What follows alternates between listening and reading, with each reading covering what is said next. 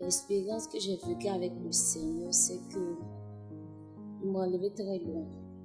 Quand j'étais nourrice, puis j'étais à la maison avec ma fille, avec mon papa et puis ma nièce. Maintenant, ma maman devait aller vendre. Elle se levait à partir de 4 heures parties. Et puis le jour-là, sa belle-mère était là. Mon papa était là. Nous tous on était là. Mais le jour-là, sa belle m'a fait une semaine avec nous. Donc elle devait rentrer. Et elle devait aller avec ma maman de là-bas. Et puis elles vont se séparer.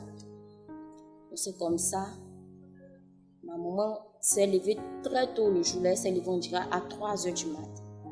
Mon papa aussi a prévu les accompagner. Donc moi, j'étais avec ma fille. On était couchés dans la chambre.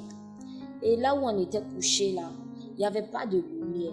C'était des lampes, des groupes que les gens utilisaient chez eux. Donc c'est comme ça, au milieu de la nuit, on dormait. Et il y a quelque chose qui a commencé à marcher sur moi. Ça passait sur moi comme ça. C'était un peu bizarre, glacé d'une manière. Donc quand j'ai senti qu'il y a quelque chose qui montait sur moi avec mes cuisses là, j'ai attrapé. Et ça a glissé. Dans ma main, ça m'a piqué. Et avant que ça, je vais attraper, mais ça m'avait déjà piqué sur la cuisse. Et puis j'ai attrapé. Donc quand j'ai attrapé pour quitter dans ma main, ça m'a piqué sur le doigt et puis c'est parti. Donc, quand ça m'a piqué là, ça m'a fait mal un coup. Comme ça, araignée sauvage. Mais je n'arrivais pas à dormir, j'étais devenue bizarre. Donc j'ai fait sortir les enfants là.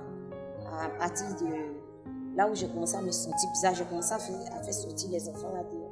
Et puis j'ai commencé à fouiller, mais la lampe là ne torchait pas partout. J'ai fouillé partout dans la maison, je n'ai pas vu la chose qui m'avait piqué là. Et puis je suis partie m'asseoir dehors avec les enfants, j'ai mis pain dehors, on s'est couché là. J'ai commencé à avoir froid. À 5 heures, il y avait un Burkinabé qui habite à côté. Je lui ai dit, il y a quelque chose qui m'a piqué la nuit, mais ça a l'air d'un serpent. Je n'ai pas vu.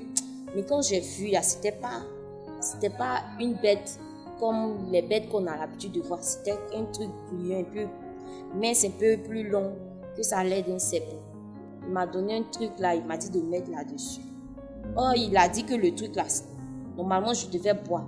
Mais comme c'était un truc noir, genre comme une poudre de charbon, il a dit que s'il me disait de boire, j'allais refuser. Donc, il m'a dit de mettre là-dessus. J'ai mis là-dessus. J'ai commencé à avoir froid. J'avais froid comme ça. Je suis allée me coucher. Et quand je suis allée me coucher, la partie là où le serpent m'avait piqué a commencé à s'enfler. C'est devenu rouge comme si c'était le feu qui était allumé. Et puis mon bras a commencé à s'enfler. Je ne pouvais pas déposer le bras. C'était comme ça. Mon pied aussi a commencé à s'enfler. Je ne pouvais pas déposer mon pied. J'étais couchée comme ça. J'ai commencé à avoir froid. J'étais bizarre. J'ai commencé à me sentir bizarre.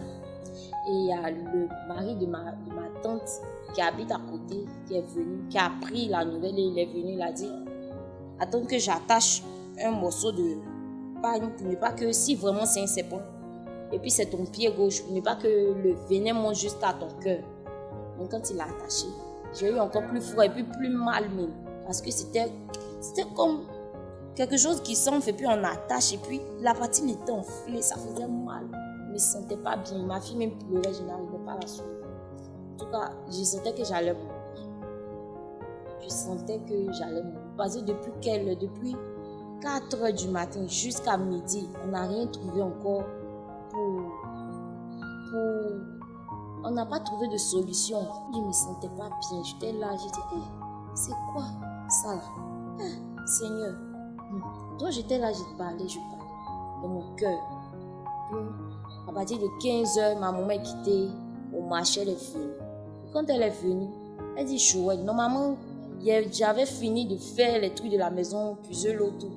Mais le jour là, toute la maison était sale, il n'avait pas encore balayé, tout était. Elle a dit, il y a quoi? Et puis ma tante a dit, elle dit, il y a quelque chose qui l'a piqué, mais elle a l'impression que c'est un serpent.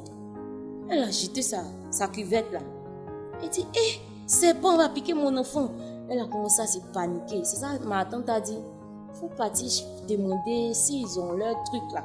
On met là-dessus pour tirer le venin. Il y a un vieux Burkinabé quelque part là. Elle est partie le voir. Il est venu avec la pierre. Il m'a dit de me coucher, de tendre mon pied. Puis il a pris une lame, une nouvelle lame. Il a déchiré la partie où le serpent m'avait piqué. Et puis il a mis la pierre. Quand il a mis, c'est collé. Il bouge mon pied, ça tombe pas. Il dit non, ça va pas tomber. Il faut laisser. Quand le venin là va finir, là, ça va tomber seul. Effectivement, à 15h, quand on a mis, presque 16h, quand on a mis, c'est resté là jusqu'à 18h, 18h30, 19h, 18h. C'est là, c'est tombé seul, c'est quitté seul, c'est tombé. C'était samedi. C'est tombé le mercredi matin. La pierre là, est tombée le mercredi matin. C'est Dieu. Parce que après que le serpent m'a mordu là, on dirait quand on met quelqu'un à la morgue là, quand on met dans son casier et qu'on le fait sortir là, sa peau change. Il devient noir comme du charbon, bizarre, sale. Après ça, j'étais devenue sale. Moi-même, je me regarde dans le miroir et je ne crois pas que c'est sale, vilaine. En tout cas, j'étais devenue bizarre. Et quand ma petite soeur m'a vu, ça a pleuré, ça m'a fait pleurer en même temps. Elle a dit, donc, on allait s'asseoir et puis on va dire que tu es décédé. Tu n'existes plus. Non. J'ai dit, que, en tout cas, c'est la grâce de Dieu. Dieu m'a enlevé loin. Parce que si ce n'était pas Dieu, en tout cas, ce que je suis venue faire pour le Seigneur sur la terre, j'ai pas encore fait. C'est pourquoi Dieu n'a pas permis que la mort m'enlève.